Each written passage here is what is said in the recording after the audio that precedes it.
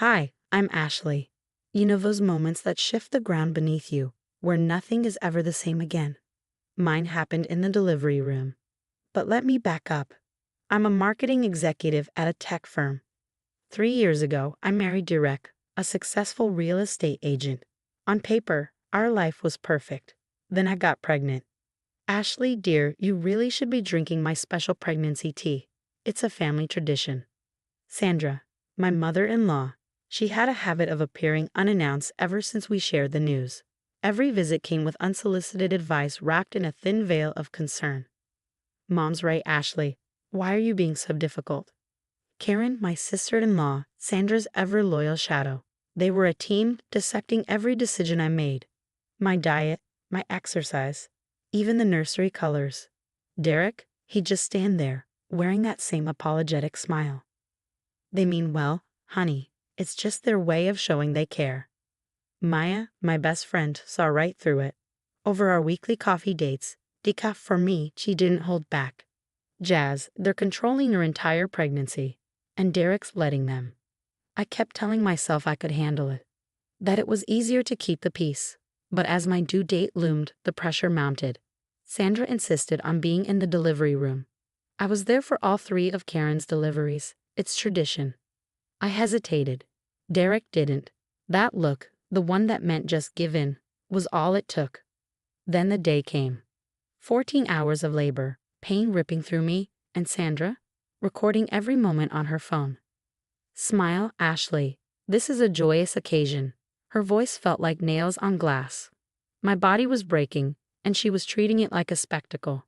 That's when I met Anna, my nurse, my lifeline. She saw my distress immediately. Mrs. Anderson, perhaps we should give Ashley some space. Sandra waved her off. Nonsense. Ashley needs family support. Another contraction. My fingers dug into the rails. A deep, guttural groan escaped me. And then, Mom's right. You're embarrassing us. Derek's voice, sharp, cold. Then his hand. The crack of skin against skin echoed through the room. Everything stopped. Anna gasped. Even Sandra lowered her phone. Maya, who had just walked in, froze, then dropped her coffee, the cup shattering against the tile. And then chaos. The emergency button. Security. Maya's voice, lethal with fury. Get them out. All of them. As they were dragged from the room, I caught Derek's expression.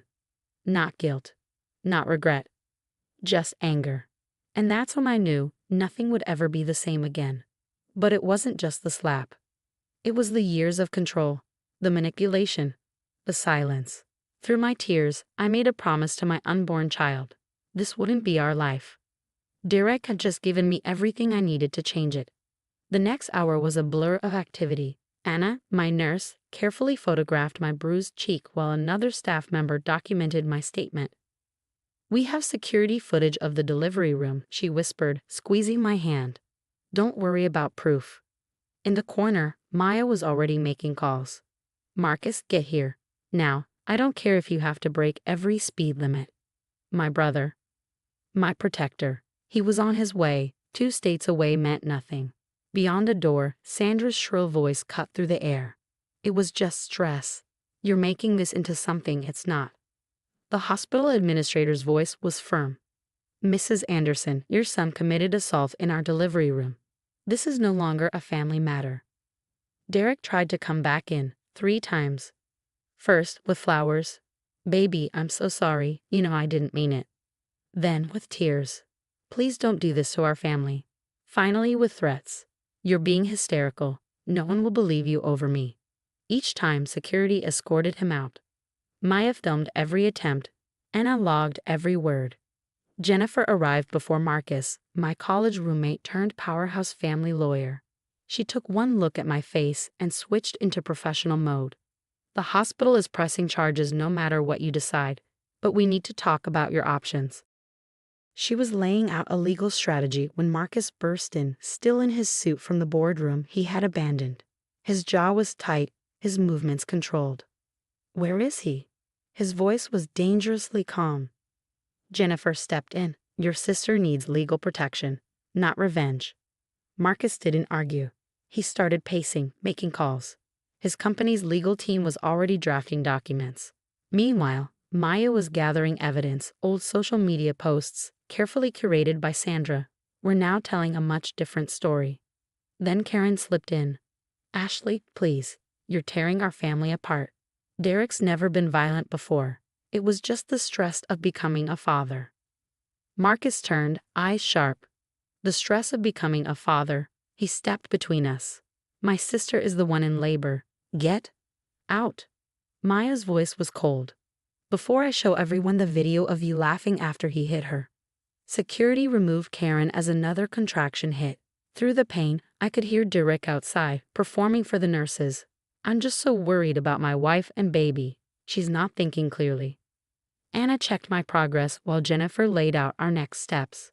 The hospital's report, the security footage, the witness statements, an ironclad case. But there was more than one way to destroy a man like Derek. Marcus nodded. "His reputation is his career. By the time we're done, no one will buy a house from him." 2 weeks after Emma was born, our plan went into motion.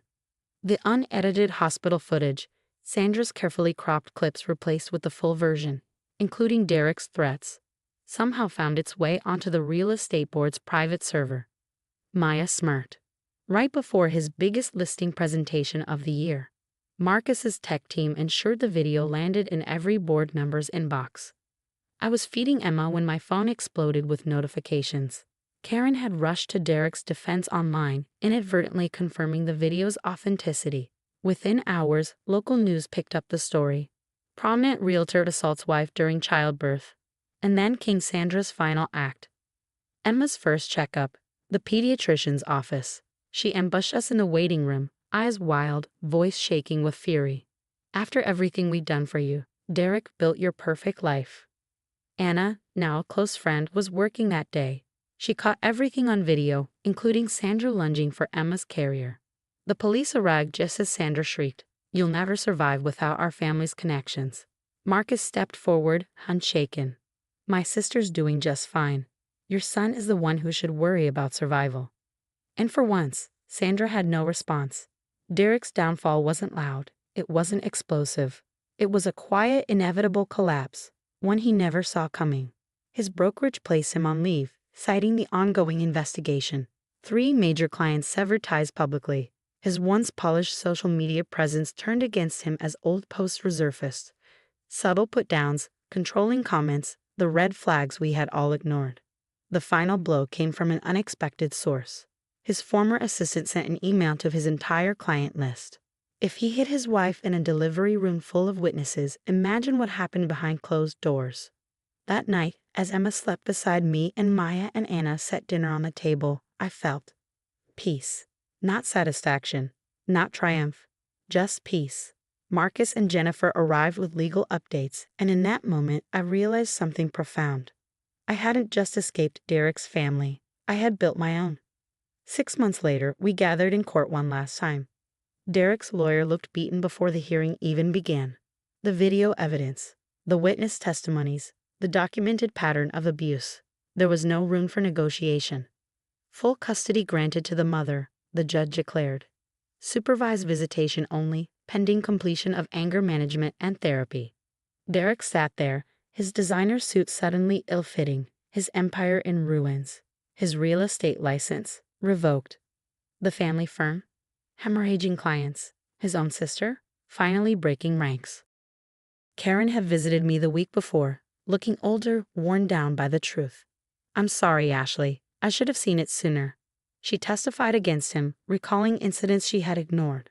One by one, the cracks shattered Sandra's perfect family narrative. As for Sandra, her social circle evaporated overnight. No more charity board positions. No more country club committees. Funny how quickly pillars of the community crumble when their foundations rot. Derek, he left the state, trying to rebuild.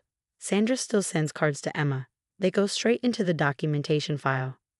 Karen's new business is thriving, proof that cutting out toxicity helps everyone grow. And me? I'm raising my daughter in a home built on love, surrounded by people who value kindness over control. Emma will grow up knowing that a perfect family isn't measured by social media posts. but by respect and support.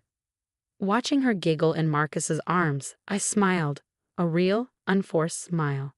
Because sometimes the happy ending isn't what you imagined. Sometimes it's better. What would you have done if your mother-in-law demanded you smile for social media while in active labor? And what should the consequences be for a man who assaults his wife during childbirth?